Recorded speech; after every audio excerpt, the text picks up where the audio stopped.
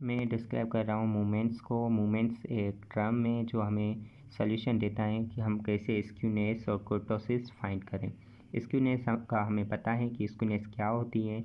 जब हमारी डेटा हम देखते हैं कि पॉजिटिवली जा रही है, डेटा अच्छी जा रही है, क्लास अच्छा परफॉर्म कर रही है, बिजनेस अच्छा जा रही है, मतलब पॉजिटिवली स्क्यूड होती है डेटा, तो उसको हम देते हैं स्क्यूनेस टर्म। नेगेटिवली स्क्यू होती है मतलब अच्छा नहीं जा रहा बिजनेस या क्लास, मार्क्स अच्छे नहीं ले रहा। और तीसरा टर्म होता है सिमेट्रिकल, वो मतलब यूनिफॉर्म होती है कि डेटा पहले भी जैसी थी अब भी वैसी हैं, कुछ चेंजिंग नहीं है। दूसरा टर्म है हमारा कुर्टोसिस, वो वेरिएशन को शो करता है। जैसे कि हम देखें कि इसमें होमोजेनिटी, मीज़ोकार्टिक और हिट्रोजेनिटी होता है। हिट्रोजेनिटी मतलब प्लेटिकार्टिक, इसका मतलब है कि वेरिएशन ज़्यादा है डेटा में। वेरिएशन कैसे हो सकता है हमें पता है, अगर 1 से लेकर 100 तक मार्क्स हैं और बच्चों ने भी यूं ही उठाई है मार्क्स, किसी ने 5 उठाई, किसी ने 80 उठाई, किसी ने 60, किसी ने 70, तो ये वेरिएशन ज़्यादा शो करता है। इसको हम वेरिएशन करते हैं हिट्रोजेनिटी, प्लेटिकार्टिक इसका टर्म है। दूसरी तरफ हम देखें कि होमोजेनिटी क्या होता है, लेप्टोकार्टिक, जो डेटा में वेरिएशन बिल्कुल कम है। सारों बच्चों ने 50 मार्क्स ली हुई है या फिर 51, 50, तो ये होमोजेनिटी ज़्यादा शो करता है, इसको लेप्टोकार्टिक कहते हैं। और तीसरी तरफ हम देखें मीज़ोकार्टिक, वो नॉर्मल टर्म को डिस्क्राइब करता है, मतलब कि नॉर्मली जा रही है डेटा, बस मतलब किसी ने 40 उठाई, किसी ने 50, किसी ने 60, और यूं ही मतलब 30 के राउंड अबाउट। अगर 100 है तो हम 33 को कहें, 33 राउंड अबाउट, मतलब इतनी वेरिएशन हो सकती है। और उसके बाद हम इसके फार्मूलाज को देखें कि हमने ये ड्राइव कैसे किए। ये फार्मूलाज हमें सोल्यूशन में इजी वे में, दोनों फार्मूलाज को मैंने ऐसे ड्राइव किया। हमें पता है कि गामा 1 इक्वल होता है बीटा 1 के अंडर रूट के, और बीटा 1 इक्वल होता है m3² / m2³ तो हमने जैसे ही इसको गामा 1 में चेंज किया तो हमने इस टर्म को सारे को अंडर रूट दे दिया। जब हमने अंडर रूट दिया तो ये वाला स्क्वायर इस अंडर रूट में कैंसिल हो गया और इस वाले पे अंडर रूट आ गया, जिसको हम यूँ लिखते हैं m3/m2 3/2।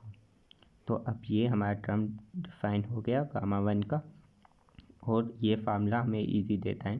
फिर अगर गामा 1 ग्रेटर देन 0 हो तो इसका मतलब तो हमें पता है कि पॉजिटिवली स्क्यूड होती है, और 0 से लेस देन हो तो इसका मतलब है ये नेगेटिवली स्क्यूड, और गामा 1 0 के इक्वल हो तो ये सिमेट्रिकल होता है, मतलब यूनिफॉर्मली डेटा हो। उसके अलावा ये जो हमने ड्राइव किया फार्मूला, ये भी यूँ किया। हमें पता था गामा 2 इक्वल टू बीटा 2 - 3, और बीटा 2 का हमें पता था कि वो m4/m2², तो बस हमने ये -3 बीटा 2 का यहीं पर कर लिया -3, और ये टर्म हो गया गामा 2। ये भी हमें पता है अगर गामा 2 ग्रेटर देन 0 है इसका मतलब लेप्टोकार्टिक है, मतलब होमोजेनिटी ज़्यादा है। इक्वल टू 0 है गामा 2 तो इसका मतलब मीज़ोकार्टिक, मतलब नॉर्मली डेटा जा रही। और गामा 2 लेस देन 0 है तो इसका मतलब क्या होता है कि हिट्रोजेनिटी ज़्यादा है, इसका मतलब है प्लेटिकार्टिक डेटा।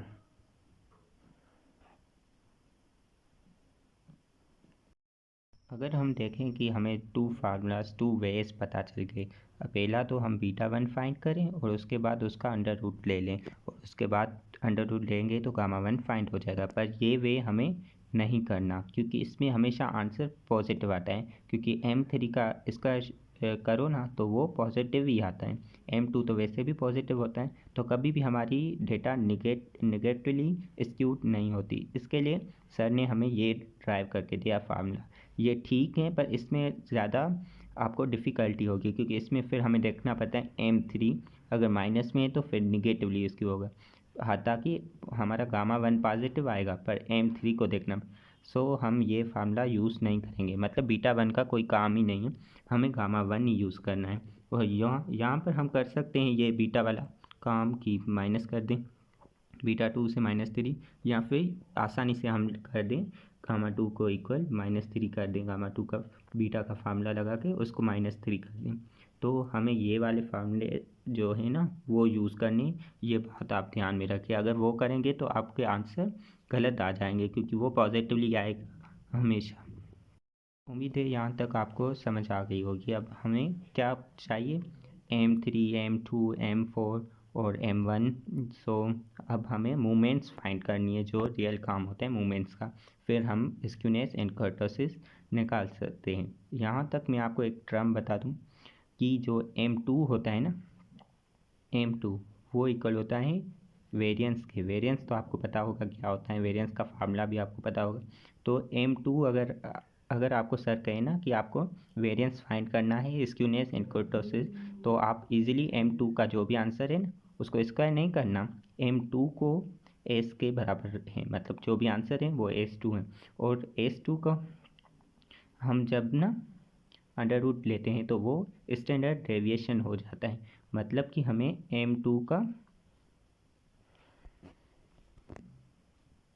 M2 का अंडर रूट लेना है तो वो स्टैंडर्ड डेविएशन होता है। अभी हमने M2 फाइंड नहीं किया कि कैसे हम फाइंड कर सकते हैं, वो हम आगे फाइंड करते हैं। ओके, यहाँ हम दो फार्मूलाज यूज़ करते हैं मूवमेंट्स को फाइंड करने के लिए। पहला जो होता है वो अनग्रुप डेटा के लिए होता है, दूसरा ग्रुप डेटा के लिए होता है। यहाँ पर हमने लिखा है MR equal to summation of x minus x bar whole R upon में n, और वहाँ पर हमने लिखा है MR equal to summation of f x minus x bar whole R और अपान में समीशन ऑफ f। जो यहाँ पर R है ना, ये वाला और ये वाला, वो R कुड बी 1, 2, 3 और 4। अगर हम M1 फाइंड कर रहे हैं तो हम R को M1 लिखेंगे, और अगर हम M4 फाइंड करें तो M4, और ऊपर हमें 4 देना है।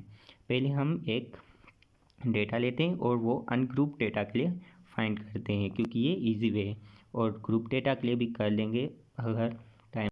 ओके, सो हमने यूं ही डेटा ले ली, डेटा 5, 4, 3, 3, 2, 1, और उसके बाद हम टेबल बनाते हैं जिससे हमें इजीली फाइंड हो जाता है।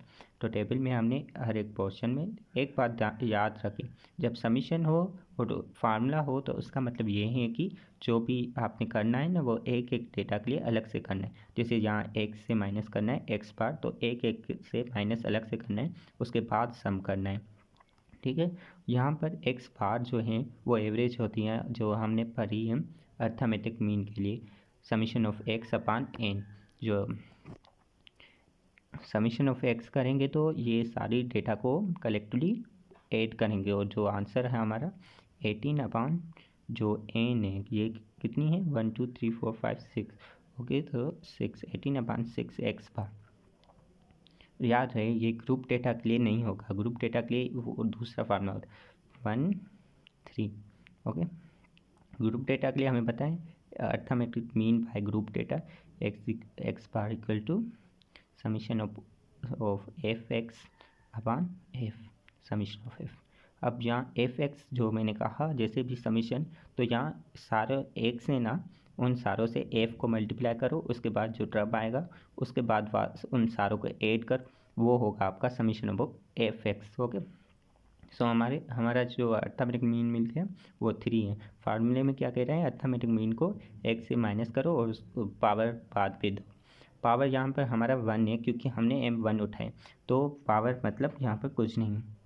5 से -3 करेंगे तो आंसर आएगा 2, और 4 से करेंगे तो 1, 0, 0, और 2 से करेंगे तो -1 और 1, यूँ ही।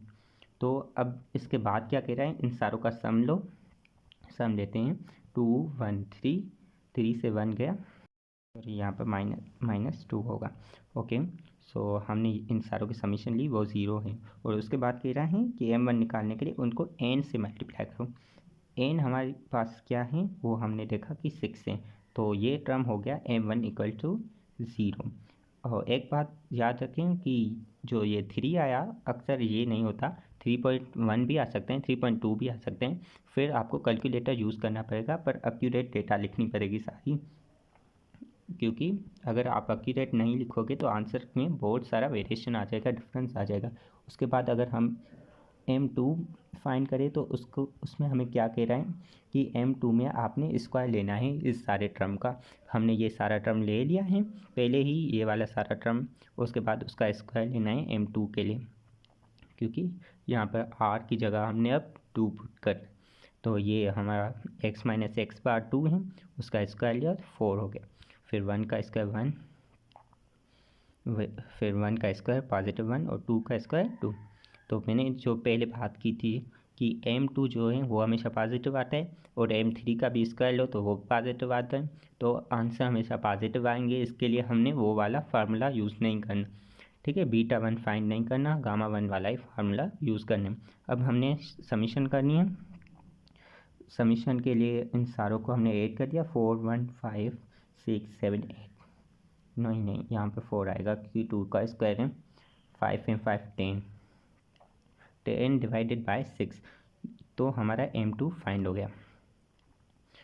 फिर ऐसे ही हम M3 और M4 भी करेंगे। शायद मुझे अब ये एक्सप्लेन ना करना हो, आपको शायद समझ आ जाए। मैं यहाँ पर करता हूँ पर समझाता नहीं हूँ। ओके, तो मैंने M3 और M4 भी ले लिया। हम M3 जब मैंने -1 का क्यूब लिया तो वो भी -1 ही आया, और -2 का क्यूब लिया तो वो -8 ही आया। तो ये टर्म 8 9 9 -9 तो हो गया 0/6 M3, सो 0 ही हो गया M3 में। तो यहाँ पर बाकी बचा M4। जो M4 है वो हो गया 16 and 16 32 33 34 डिवाइडेड बाय 6, और ये टर्म हो गया M4 इक्वल टू 5.67, और यूँ ही जो हमने ये देखा 10/6, तो M2 हो गया 1.67। अब हमने सारों का फाइंड कर लिया। अब हमने सिर्फ फार्मूले में पुट करना है। सो पहले हम स्क्यूनेस का फार्मूला देखते हैं। स्क्यूनेस में हम कहता है गामा 1 ले लेते हैं, या स्क्यूनेस बात है कि gamma 1 equal to M3। Okay, M3 just put करना था तो वो 0 है, और अंडर में जो है ना वो M2 का क्यूब/2 लो। वैसे तो यहाँ पर कुछ भी आ जाए तो वो 0 ही हो जाएगा, पर ये 3/2 जो सोल्यूशन होता है वो यूँ होता है कि M2 का पहले अंडर रूट लो और उसके बाद जो आंसर आए आंसर का क्यूब ले लो, ठीक। अब मैं यहाँ सोल्व नहीं करता क्योंकि हमें पता चल गया डेटा सिमेट्रिकल है। वो तो हमने देखने से ही पता चलता है कि डेटा सिमेट्रिकल है। तो यहाँ पर टर्म आ गया 0। अगर गामा 1 0 के इक्वल हो तो इसका मतलब तो हमें पता ही।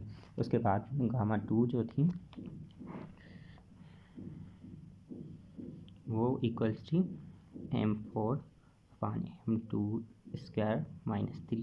M4 कितना आया हमारे पास, M4 5.67, और M2 का स्क्वायर जो 1.67 है।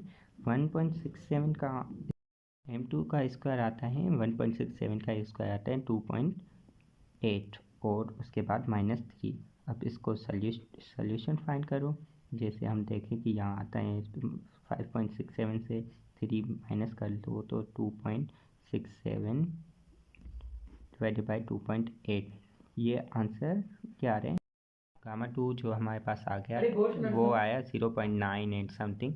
तो 0.9 इसका मतलब है कि ये ना इसमें ये बता तो रहा है कि ये होमोजेनिटी शो कर रहा है, पर इतनी होमोजेनिटी नहीं, क्योंकि 0 के करीब ही आंसर है। मतलब समझो कि सिमेट्रिकल पर है होमोजेनिटी, क्योंकि ग्रेटर देन 0 है, मतलब लेप्टोकार्टिक।